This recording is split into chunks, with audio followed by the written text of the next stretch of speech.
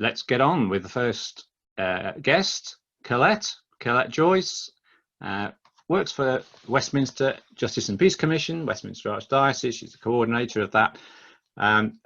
She's been very well in the news lately. I'm sure we've all seen her popping up here and there, but particularly in the great work that they've done in Trafalgar Square. And Colette, I'd like to invite you to speak about your experience of Trafalgar Square, the refreshment station there, and what's come out of that, how that's fed our journey and what we can learn. Over to you, Colette. Thanks, Paul, and good morning, everybody. From London. Fantastic to see people from all around the country, possibly the world. This is an amazing, very different experience, as have been all our experiences for the past few months. And if you cast your mind back to around about the 22nd and 23rd of March, you'll remember that London was really at the heart of the pandemic. We were seeing our cases rising very, very fast at that point.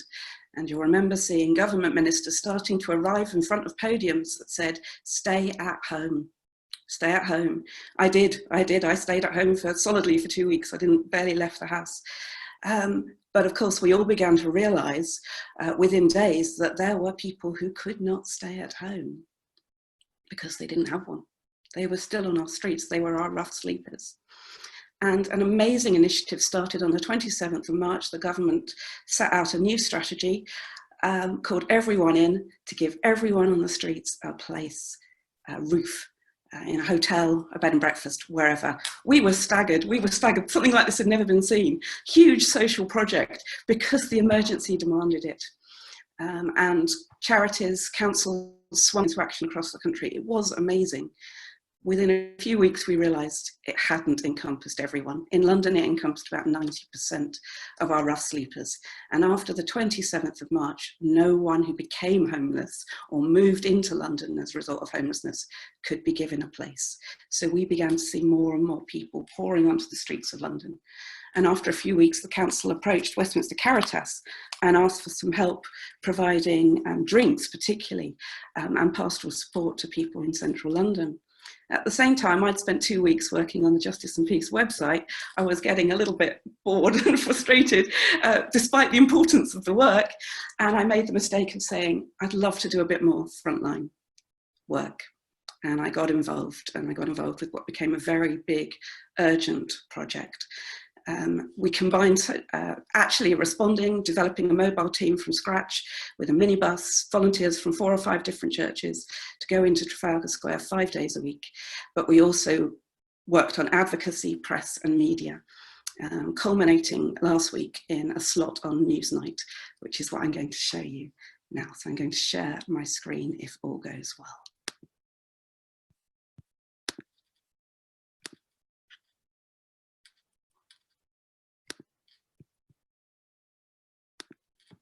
COVID-19 created a crisis for the homeless who are at a higher risk of infection. The government recognised this and in March provided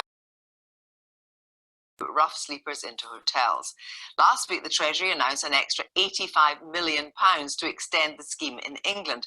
But amongst those given emergency housing during lockdown were thousands of people previously classified as having no recourse to public funds, mostly immigrants and failed asylum seekers who'd previously been in the streets. Questions have now arisen about what happens to them as lockdown loosens. Richard Watson reports.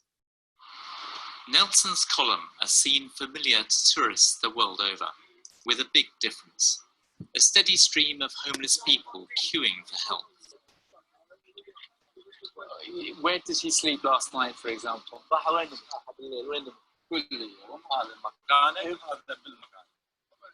COVID-19 is a huge challenge for Britain's homeless. Food and water is given to 150 to 200 people a day in Trafalgar Square by the charity's Central London Catholic churches. We're seeing more and more people who've lost their jobs in all sorts of places, a lot from the hospitality sector, but I think that this is a crisis which isn't going to go away. The economic impact of lockdown is becoming clear. Thousands of job losses were announced this week. Furlough ends in October, so things are likely to get worse. At the beginning of the lockdown in March, there was a huge effort to bring in the homeless off the streets, given the impending public health crisis. The policy was called All In, and it included some rough sleepers who wouldn't normally have had their accommodation paid for out of public funds. 15,000 people in England were put into hotels. Councils paid the bills with new government money. There are no hard figures, but Newsnight understands that the government estimates that 4,000 to 6,000 of them were categorised as people who have no recourse to public funds, meaning they're not normally eligible for housing support. COVID-19 meant these rules were effectively suspended. Most with no access to public funds are from outside the European Economic Area. The government says some have no right to be in the UK, and charities should encourage them to leave. Those who can't get public funding depend on charities like the Jesuit Refugee Service to eat. They're packing emergency food parcels for 40 people placed in hotels since the start of the lockdown. I think the all-in policy was a hugely positive step. We had a moment where everybody came together, and it seemed as if everybody mattered. None of the people the charity helps have recourse to public funds. One is this failed asylum seeker who is sleeping rough.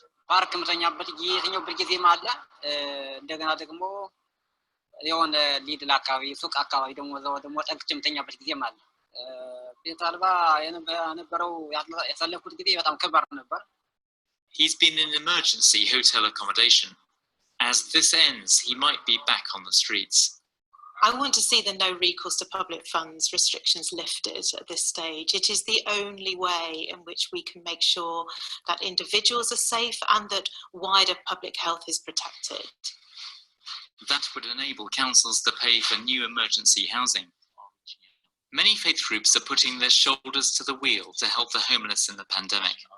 We asked the leader of the Catholic Church in the UK for his analysis, and specifically, should the Home Office change the funding rules, even if it means that some people who are here illegally are helped?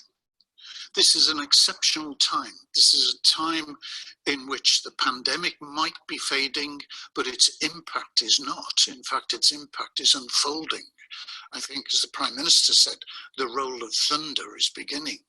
And in these circumstances, when you know there's a downpour, you can't just simply push people out. Of course, some people will say some of these people have broken the law. Their immigration status is uncertain or irregular. What would you say to those people? Well, of course, some people are here without proper paperwork. Of course they are. We know that. That's been a fact of life in this country for many, many years. But at this point, we should be prepared to put all those things to one side and deal with the person in front of us. This is a human being whose life is full of trauma.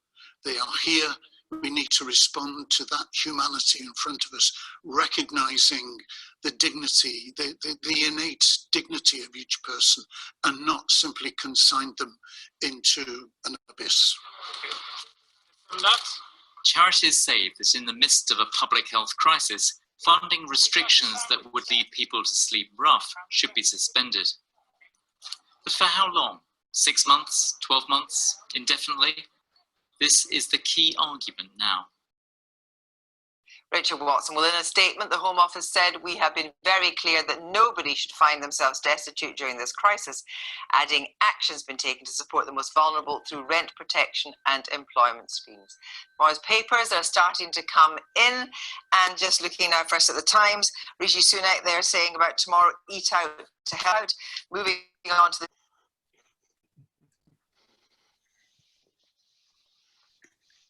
What that video didn't show was actually we were in partnership with quite a lot of other groups. It focused on the Catholic groups, and we were delighted to get that profile. But actually we worked very closely with a Sikh group, Nishkam Swat, who provided an evening meal in Trafalgar Square 6 days a week for up to 250 people, quite incredibly. And also Greenlight, which is a project run by Hillsong Church from the Church of England. And they also did an afternoon meal. Many other smaller groups were involved running one-off projects or food services once or twice a week. So it was and continues to be a very big interfaith project, and very, very interesting, I think, to the council that they had to turn to the faith groups for this additional support, because all the regular established day centres were so busy looking after people in the hotels and bed and breakfasts, which was in its own right impressive, but it was not enough. I think something we keep saying over and over again in the pandemic when it comes to funding and structuring is it's not enough. Something has gone wrong in our economics, I think, at some sort of fundamental level, if we are not able to support each individual around us. We haven't got the capacity, the social care to do that. And I don't see why not, because we showed what was possible under duress. We proved that dramatic change can be possible where and when there is political will. So as you've heard at the end there, and as you'll know from the last couple of weeks, the government has remained adamant that it is not going to change its ruling on no recourse to public funds, unlike other countries like Portugal or New Zealand, who have simply said, if you're within our borders, we are going to provide for you during the course of the pandemic. So we continue to ask for that. The work isn't done. And we're also moving on now to a new project. We've as the shops have reopened and tourists have come back slowly, visitors at least. Just briefly, Colette, thank you. Yeah. We are moving to out of Trafalgar Square and into a new day centre option at Warwick Street. If I can find Danica Marcos, or if she can unmute herself, I'm just going to ask her to talk for 30 seconds and tell us why she chose to volunteer for this project. Danica.